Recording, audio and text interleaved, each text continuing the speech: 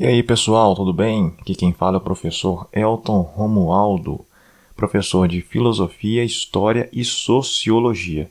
No episódio de hoje nós vamos falar sobre uma das grandes civilizações que surgiu na chamada Antiguidade Oriental e que se destacou na história, deixando um vasto conjunto de contribuições culturais. Essa civilização é o povo hebreu, os antepassados dos judeus que sofreram inúmeras perseguições ao longo da sua história e ainda assim se mantiveram na capacidade de superar as adversidades e preservar suas antigas tradições. Então, se acomode aí que eu vou tocar a vinheta e nós vamos entender um pouco mais sobre essa civilização.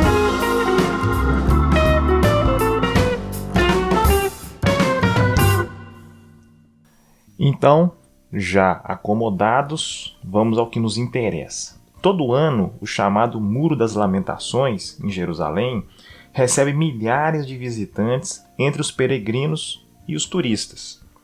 Situado em uma das regiões mais sagradas do mundo, palco de inúmeras histórias narradas na Bíblia, sobretudo a Bíblia cristã, na própria Torá, enfim, o muro é a única parte que sobrou do então Templo de Salomão, sobretudo a reconstrução desse Templo de Salomão, erguido na Antiguidade.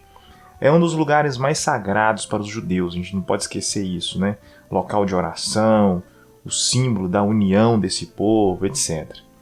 Quando o Templo de Salomão foi destruído pelos romanos, os romanos permitiram a preservação de um pedaço do muro, um pedaço externo, para deixar claro que os hebreus tinham sido derrotados pelo poderio do Império Romano.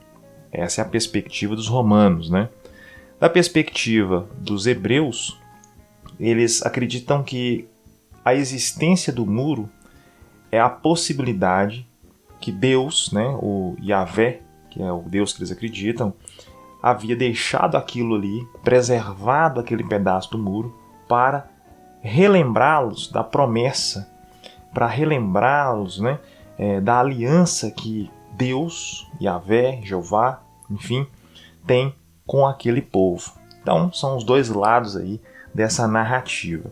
Uma coisa interessante que deve se destacar é que, como nós sabemos, boa parte da história dos judeus, dos hebreus, ela é narrada na Bíblia, ela é narrada ali nos textos sagrados.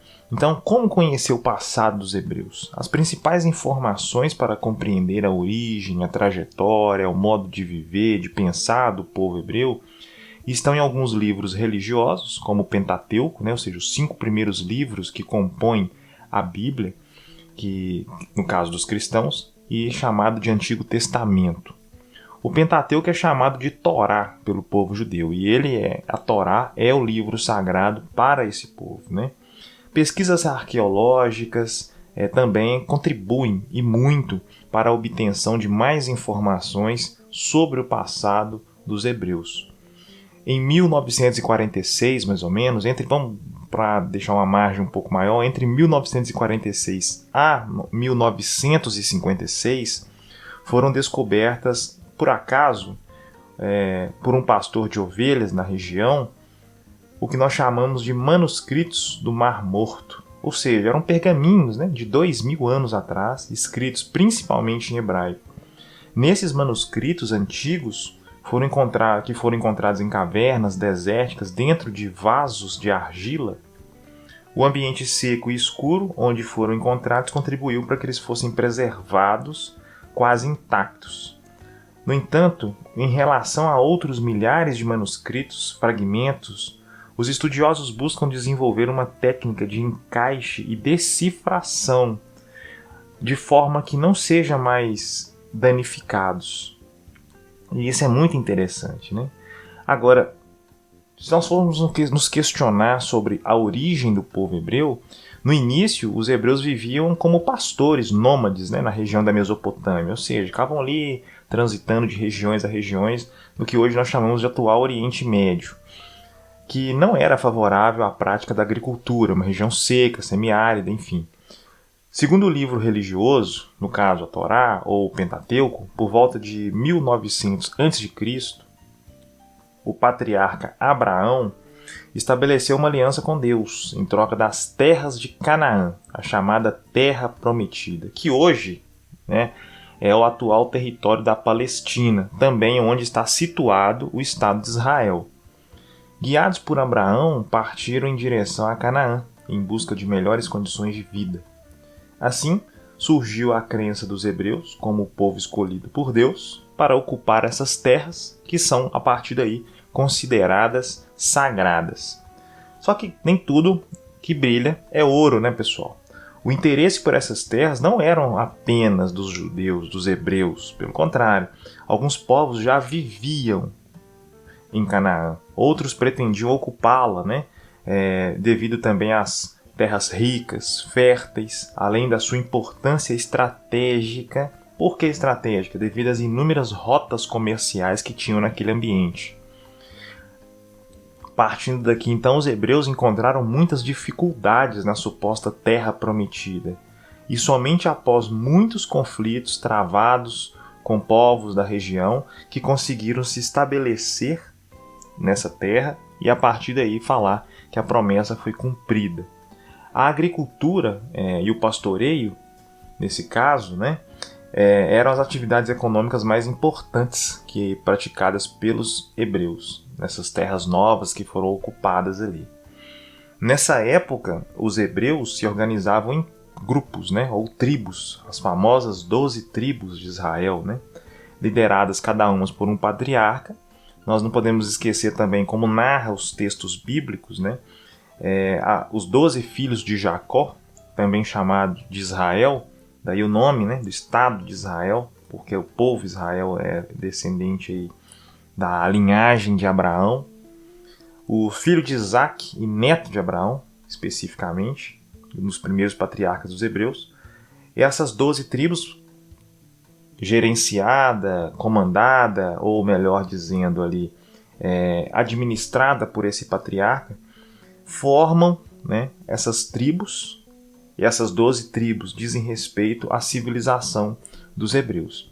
Apenas séculos mais tarde, o poder seria centralizado na mão de um único rei, que nós veremos um pouco à frente, no caso, por exemplo, de Davi, Saul, Salomão, etc., que é o período ali dos reis.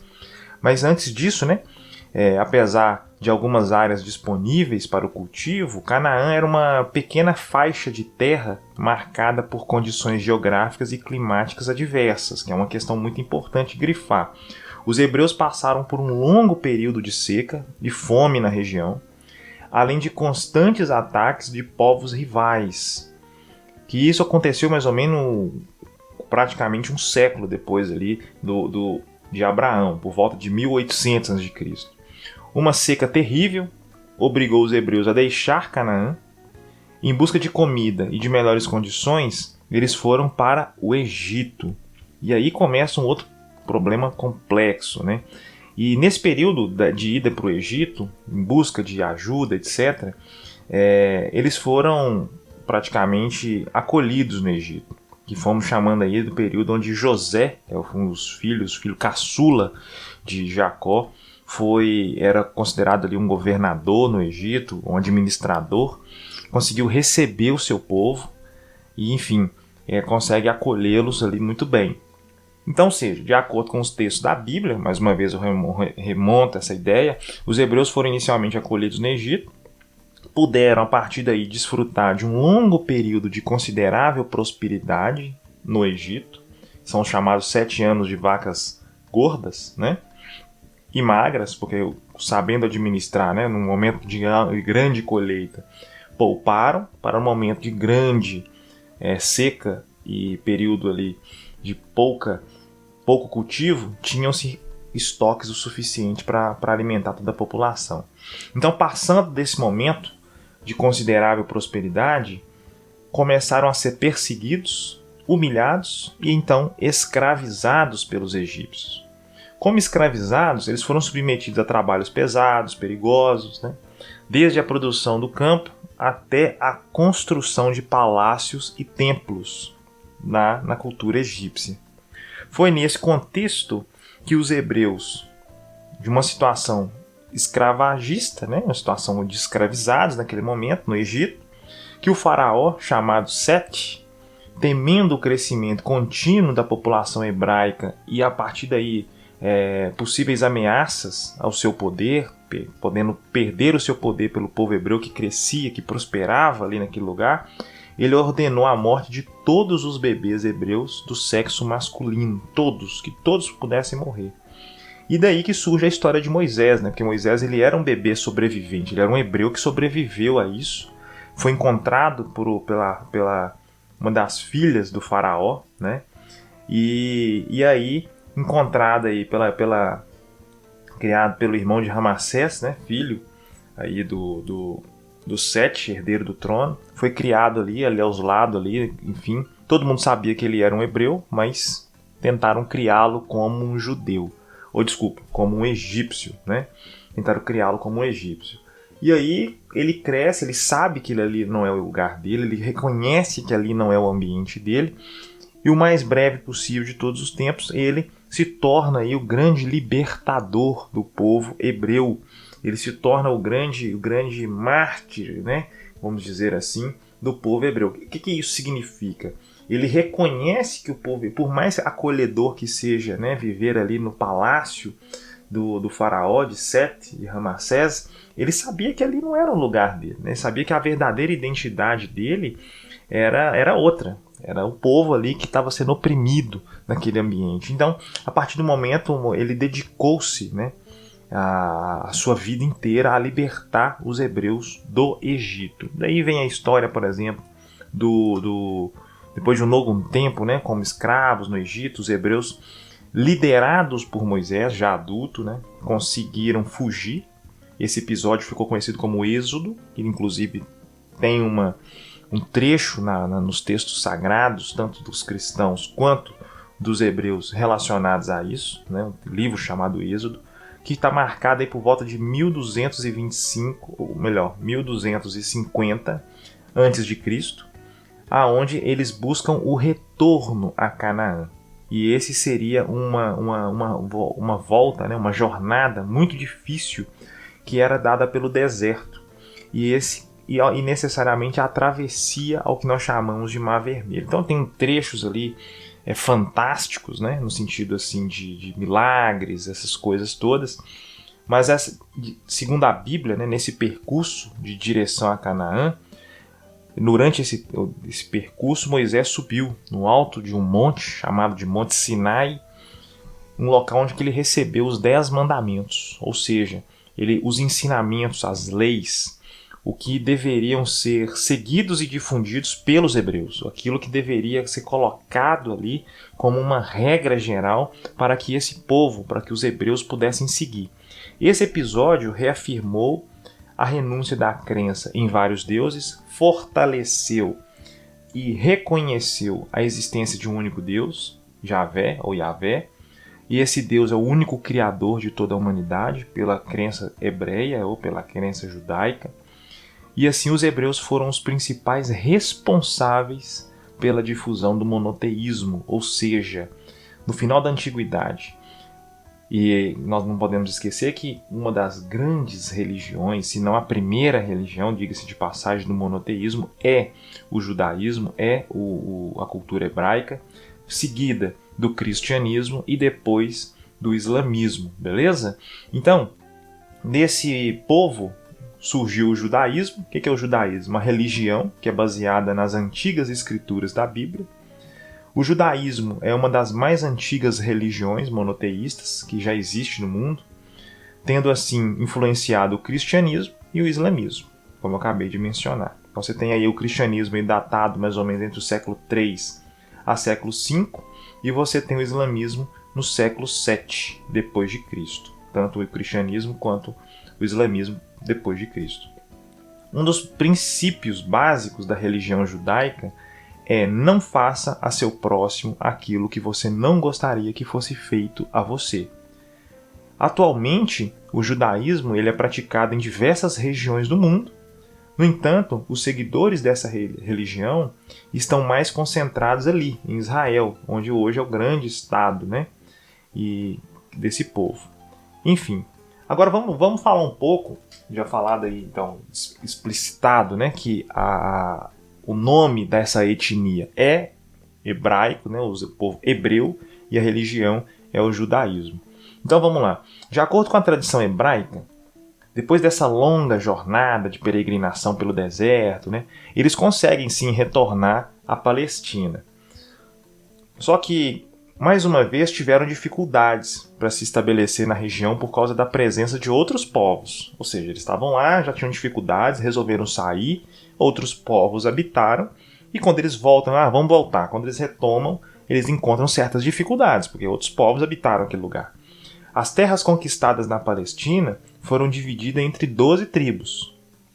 Só que nesse contexto, perceberam a necessidade de unir as tribos em torno de uma única liderança capaz de comandar a luta contra os inimigos. Por quê? É muito mais fácil as 12 tribos estarem unidas, seriam aí 12 mil pessoas dentro das 12 tribos, são 144 mil pessoas, lutando por um mesmo propósito, do que 12 tribos independentes lutando por objetivos comuns, mas de formas diferentes. Então, a partir daí, nós temos o quê? O nosso primeiro rei, o primeiro rei hebreu, que foi Saul, em 1010 a.C.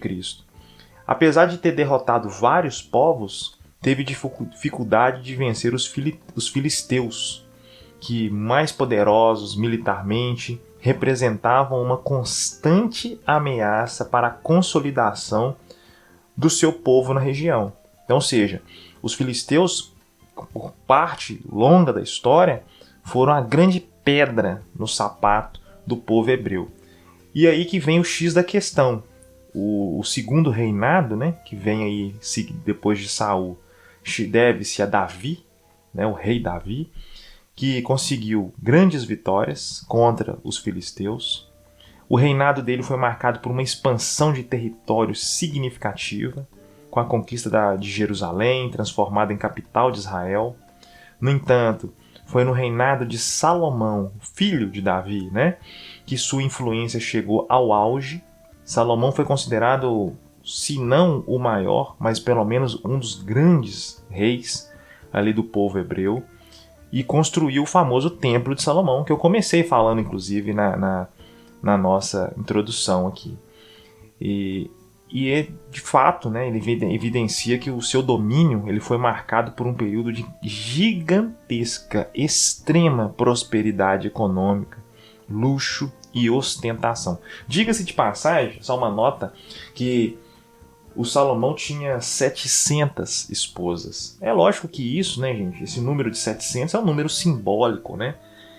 Dado o contexto da época, dado a cultura da época, assim, você vai fazer alianças com outros povos, né? Então você tinha esses casamentos arranjados, essas coisas, eram sinais apenas de aliança entre povos, né? Não devemos levar isso ao pé da letra, né? Diga-se de passagem.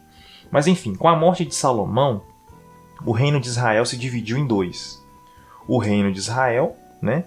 E o reino de Judá, com a capital em Samaria e em Jerusalém. Essa divisão ela foi motivada por uma revolta da população mais pobre, porque ela estava insatisfeita com a quantidade excessiva de impostos que eram cobrados pelo reinado de Salomão. Mas por mais que os hebreus se esforçassem para evitar guerras e invasões, não foram capazes de impedir, por exemplo, a vinda dos povos vizinhos para as terras férteis de Canaã. Ou seja, se no primeiro momento eles se uniram para conseguir serem fortes o suficiente para derrotar os inimigos, após a morte de Salomão, a não sucessão de Salomão ao trono, a não existência de um sucessor e a revolta das camadas mais populares, da camada pobre da sociedade hebreia, eles tiveram que serem divididos. Foram divididos no reino de Judá e no reino de Israel. E o que isso é interessante grifar aqui pra gente? Deixar claro que se você, no primeiro momento, se uniu para derrotar os inimigos, essa divisão enfraquece. E com isso, o reino de Israel ele foi atacado e conquistado pelos assírios. O reino de Judá conseguiu sobreviver por um pouco mais de tempo, mas mesmo assim, lá na frente, ele foi conquistado pelos assírios. Da mesma forma, foi vítima da invasão dos babilônios, liderado pelo rei Nabucodonosor. Os hebreus, pessoal, foram expulsos novamente da Palestina e forçados a ir para o território assírio e parte para o cativeiro da Babilônia. Então, nós temos o reino de Israel, que foi conquistado pelos assírios, e o reino de Judá, conquistado pelos babilônios. Os hebreus, na sua concretude, que partiram para os territórios dos assírios, foram submetidos a uma convivência forçada com outros povos, tendo sua identidade, língua, religião, costumes, tudo isso comprometido. No entanto, ainda assim conseguiram preservar elementos da sua cultura. Os hebreus do reino de Judá, que foram para o cativeiro da Babilônia, não se misturavam com outros povos e passaram a não mais considerar parentes os hebreus que haviam se misturado com outros povos, diferenciando-se dos demais e passando a se denominar judeus. Daí então nós temos a divisão entre hebreus e judeus. Os judeus são aqueles que, segundo dizem os textos bíblicos, sobretudo Lamentações de Jeremias, um profeta, considerado o profeta chorão, esses judeus são aqueles povos, segundo a vontade de Yahvé, do Deus, ele não poderia se misturar. Não há uma mistura do povo hebreu com outro povo. Então, nesse contexto, nesses 49 anos de cativeiro babilônio, eles não se misturaram e preservaram a sua cultura e não aceitavam e não reconheciam os hebreus que estavam diretamente associados ou diretamente vinculados à cultura dos assírios. O povo de Israel, que foi conquistado pelos assírios e que se misturaram com os assírios, foram rejeitados pelos povos hebreus que eram da capital ali de Samaria, da capital de Jerusalém, que são os povos do reino de Judá. Então, nesse contexto, só para vocês entenderem um pouco melhor essa situação, só para vocês conseguirem ter uma noção um pouco mais ampla e concreta do que ocorre, esses hebreus, do reino de Judá, que foram para o cativeiro da Babilônia, foram libertados desse cativeiro em 538 a.C., quando os persas a conquistaram. Então, quando os persas conquistam a Babilônia, eles conseguem retornar a Canaã e reconstruíram o Templo de Salomão, na esperança desse sentimento nostálgico, de resgate da identidade deles, que, diga-se de passagem, tinha sido saqueado e destruído pelos babilônios. Eles viveram em paz durante um tempo, consolidando sua cultura, religião, modo de viver, mas apesar das resistências dos judeus, sofreram novos ataques, novas invasões, domínios por parte de diferentes povos, Só que a coisa fica muito complexa quando os romanos ocuparam a região e o Templo de Salomão foi mais uma vez destruído e deixando só o pedaço externo do muro, que hoje serve como o que nós chamamos de Muro das Lamentações. Isso ocorre mais ou menos nos anos 40, nos anos 50. O Templo de Salomão foi destruído, período mais ou menos de 40 a 70 depois de Cristo, dispersando-se todo o mundo. Nós chamamos disso de diáspora, Eles foram se dispersando por todo o mundo. Eles atravessaram o norte da África, chegando mais ou menos até a Península Ibérica, onde permaneceram até serem novamente expulsos pelos reis católicos. Empreenderam novos deslocamentos pela Europa Central e pelo norte da África, num processo constante de peregrinações e deslocamentos por diversas regiões.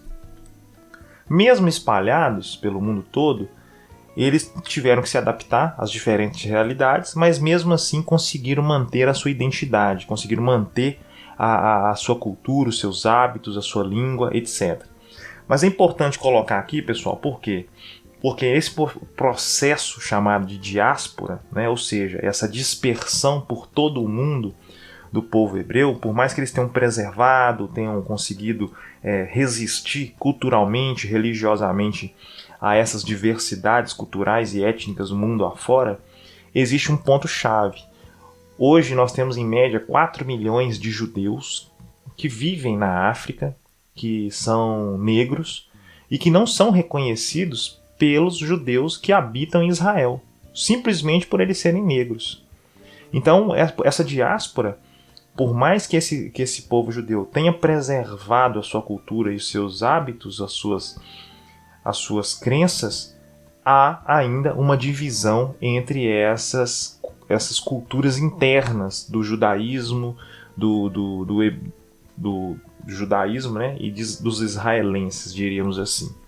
Enfim, continuando então, já para finalizar a nossa conversa aqui, que está muito agradável, nós também temos que destacar, no meu caso eu, né, mesmo espalhados pelo mundo todo e necessitando de adaptar essas diferentes realidades, foi apenas no século XX, em 1948, reivindicam o direito histórico, né?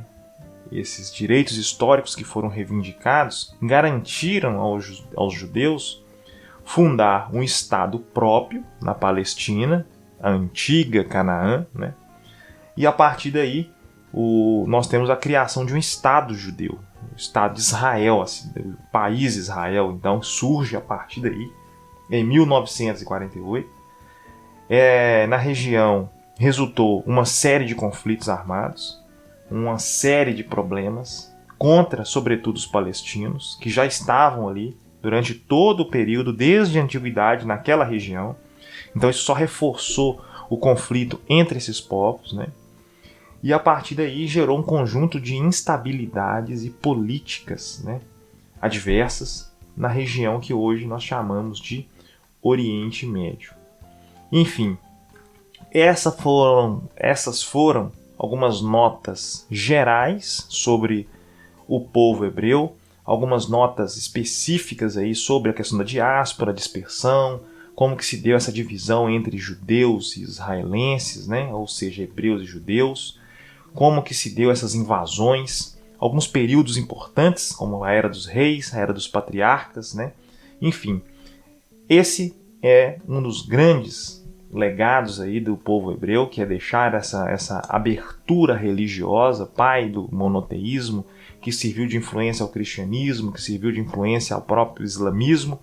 Nós temos aí uma cultura muito rica, tanto na gastronomia quanto na história. Por isso eu agradeço você pela audiência aqui, eu encerro o nosso Suricast de hoje, nesse momento, pedindo você carecidamente para me seguir nas redes sociais. Nós temos lá o meu Instagram, Elton Romualdo. Tenho também o hrtreinamentos.com, que é um site que você pode conhecer um pouco mais sobre mim, sobre os meus trabalhos. E eu quero te agradecer dizendo muito obrigado e tchau e obrigado.